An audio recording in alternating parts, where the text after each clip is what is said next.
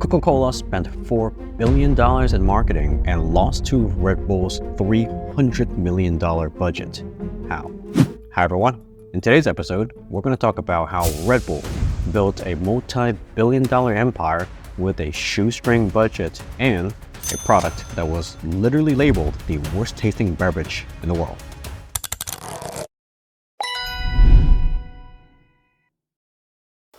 Okay, let's talk about how Red Bull started. Red Bull was founded by Dietrich Mateschitz, I apologize if I butchered the name, in 1987, after he discovered a Thai energy drink called Krating Diang. Dietrich then partnered with the drink's creator, Jalil Yuvidia, to adapt the formula for people in Europe. Here's an interesting fact about Red Bull that you might not know. The two founders each invested $500,000 of their own money into the company. Today, Red Bull is worth $12 billion. Now, if my math is correct, that is a 24 million% increase on their initial investment. That's pretty good. Okay, now let's talk about Red Bull's unique branding. When the company first started, they had little to no advantage going up against Coca-Cola. Coca-Cola was a company that's been around literally 100 years before Red Bull even started. Coca-Cola had unlimited money. Red Bull literally had none of the above. Matter of fact, Red Bull didn't even have taste in their favor.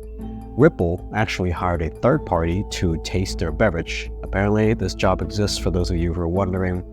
And the independent tester tasted Red Bull and then told the founders that this was the worst drink that he had ever tasted.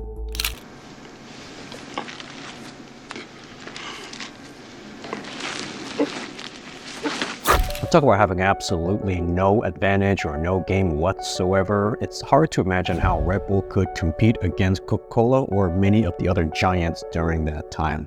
Regardless, Red Bull persisted. So how exactly did they solve this branding issue?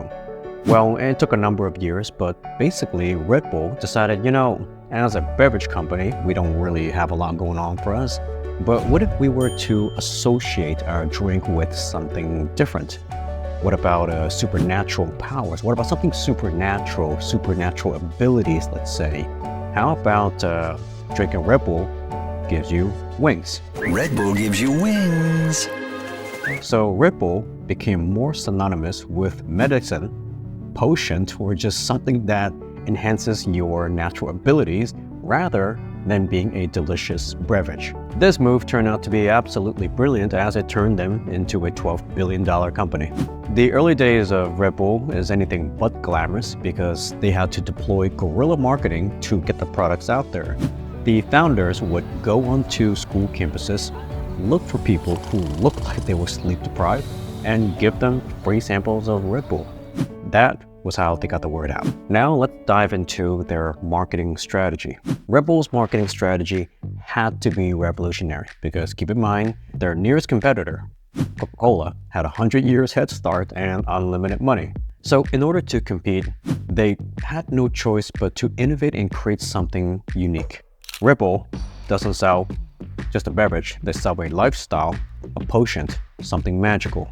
Whether it was extreme sports or music festival, Red Bull was there, available, and presenting themselves as very much part of the youth culture. So let's break down some of their numbers. Red Bull hosts over 500 events every single year, including the iconic Red Bull Air Race, the Red Bull Rampage, and in 2012, Red Bull only spent $300 million on marketing, and that's compared to Coca-Cola's $4 billion. And that just gives you an idea of how efficient Red Bull had to be in order to compete. Now get this, Red Bull actually sponsors over 800 athletes from motocross all the way to esports. Anything that is associated with high adrenaline and pushing the limits, Red Bull wanted to be front and center.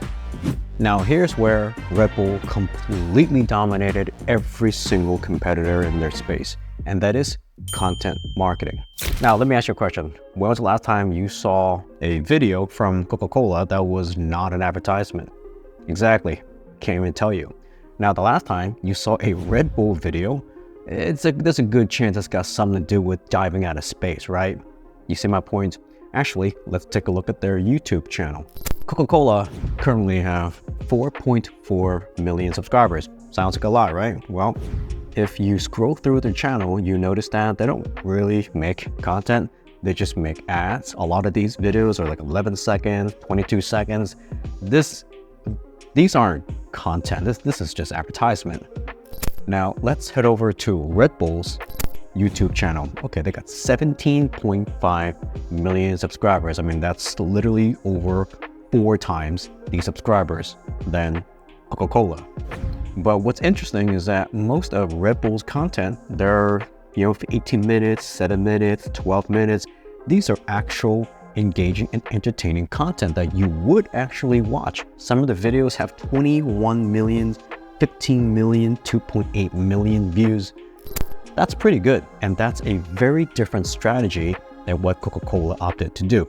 Now, of course, Coca-Cola, they have all the money in the world, and so they opt to spend a lot of money on advertising, sponsoring events, sponsoring the World Cup to get in front of you. Red Bull had to be smarter, and their content strategy allowed them to do just that. By creating compelling, interesting, and just over-the-top content, they're able to get in front of you without having to pay the top dollars that Coca-Cola had to pay. Remember the event with a guy named Felix jumping from the edge of space back in 2012? That event alone gained over 50 million views. That's equivalent to 500 million in marketing value. Additionally, Red Bull also has a magazine called the Red Bulletin where they're able to reach over 5 million readers every single month. All these content strategies simply tells us that Red Bull knows how to play the game in a unique way, and they know how to position themselves in front of the target audience without having to spend massive amounts of advertising budget. And that is how Red Bull is able to sell over 12 billion cans every single year while competing with all the biggest players in the space and spending just a fraction of everyone else's budget. But Red Bull isn't stopping there. They're constantly innovating and investing. For instance, they've recently launched organic sodas and even partnered with tech companies to just explore more on how tech and AI can help them develop and innovate even more unique products. And their investment arm, Red Bull Venture, is constantly looking out for the next big thing to help keep their brand fresh and alive. With an ever-growing portfolio, Red Bull has become much larger than just simply a beverage company. Similar to Coca-Cola, Red Bull has now become a media company that is shaping the future of entertainment and lifestyle.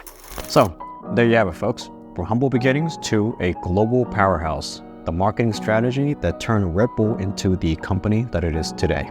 Hopefully, you learned something new today. And if you did, please make sure to like this video and leave a comment. I would love to hear what you think of Red Bull's marketing strategy.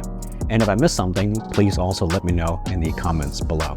If you enjoyed this video or find value in the content that I'm sharing with you, make sure to subscribe and hit the bell icon below, so that way when I release another video deep diving into a company, you're going to be notified. Thank you again for tuning in, and I'll see you in the next one.